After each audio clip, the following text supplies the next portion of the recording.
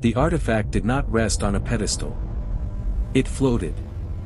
Perfectly still, perfectly centered, suspended in the open air of Research Vault Theta for longer than recorded history. No supports. No visible power source. A matte black polyhedron roughly the size of a small vehicle, its surface smooth except for faint seams that never quite aligned the same way twice. Every major civilization in the galaxy had taken its turn. The Illyrics bathed it in stellar radiation. The Karen sang harmonic frequencies tuned to collapsing stars. The Heliox fed it antimatter equations through living computation lattices. Nothing happened. The Relic absorbed no energy. Emitted no signals. It did not even acknowledge their presence. By the time humanity arrived, the artifact had been classified as inert absolute, a scientific dead end preserved only out of tradition. Director Saltek observed the human delegation from an elevated platform, his 4 eyes blinking asynchronously. The humans looked unfinished. Upright mammals wrapped in thin synthetic fabric, their skin exposed, their movements inefficient. Their species profile listed barely 2 centuries of interstellar capability.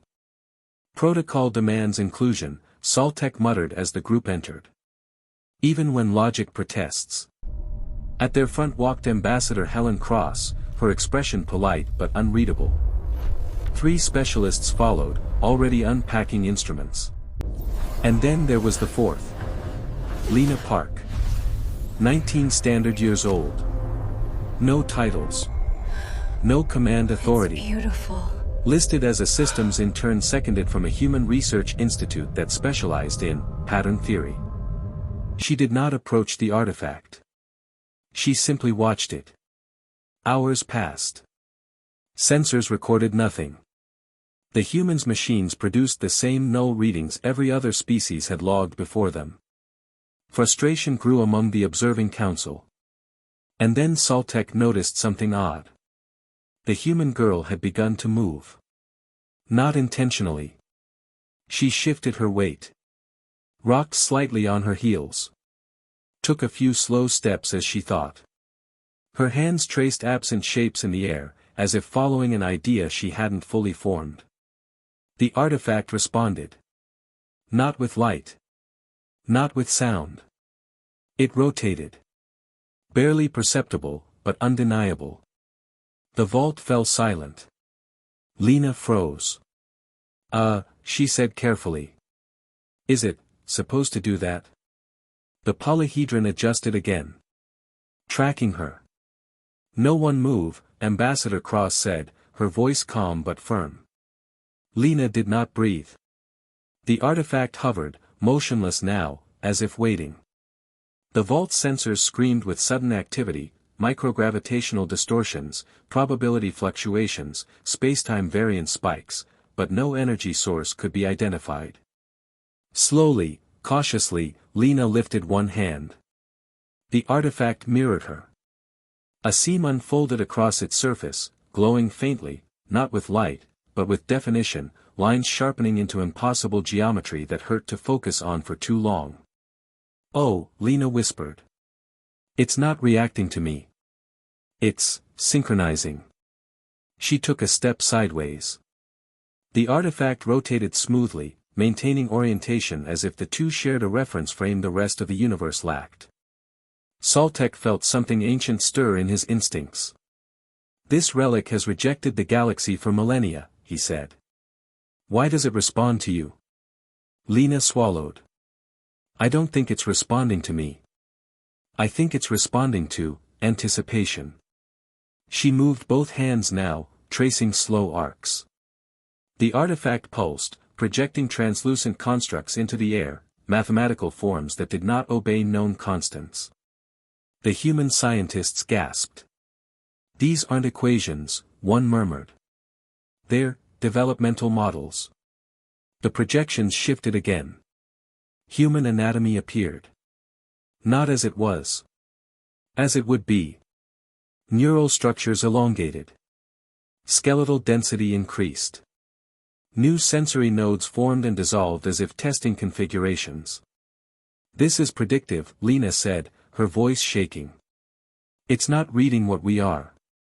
It's aligning with what we're becoming. A star map unfurled. Human expansion routes, some real, some theoretical, some impossible, threaded through the galaxy like veins. Time markers flickered. Future dates. Far future. Saltek staggered back. The builders of this relic vanished 50,000 cycles ago. Lena lowered her hands. The artifact dimmed, almost, patiently. Maybe they didn't vanish, she said softly. Maybe they grew. The final projection formed without warning. Two figures stood side by side. One was unmistakably human. The other was labeled precursor in a dozen languages, but the distinction dissolved the longer it was observed. Bone structures aligned. Neural pathways converged. The differences collapsed into variations of the same design. Ambassador Cross exhaled slowly. They weren't a separate species. They were us, Lena finished. A ripple passed through the artifact, and a message assembled itself from motion alone, symbols shifting into legible language without ever truly stopping. Growth initiated. Cycle preserved. We wait where you will become us. The room reeled. Humanity had not stumbled into a galactic legacy. They were continuing one. The relic doesn't require intelligence, Lena said, her fear replaced by awe. It requires alignment. Movement. Change. Saltek felt his worldview fracture, and then reform into something far larger. You are telling us, he said carefully, that your species evolves into entities capable of existing beyond linear time. Lena nodded. And we leave markers. Not instructions. Invitations. The artifact dimmed completely, returning to silence. It had finished its task. What happens now? Someone asked. Lena looked at her hands, flexing her fingers as if seeing them for the first time. Now we keep growing. The vault reopened days later to a different galaxy. Classification systems were rewritten. Risk models discarded. Humanity's designation changed, from emergent to developmental keystone. They were not conquerors. They were in progress. Saltek addressed the council with something dangerously close to reverence. We have been waiting for teachers who do not yet know what they will teach. Humanity did not celebrate. They studied.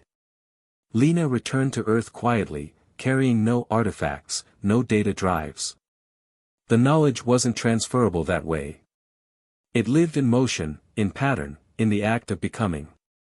Years later, new human research facilities appeared, not to unlock ancient relics, but to understand change itself. Across the stars, civilizations adjusted. They stopped asking what humans were. They started asking what humans were becoming. And the relic continued to float in silence, its purpose fulfilled, for now. Waiting. Because humanity's story was never about discovery. It was about return.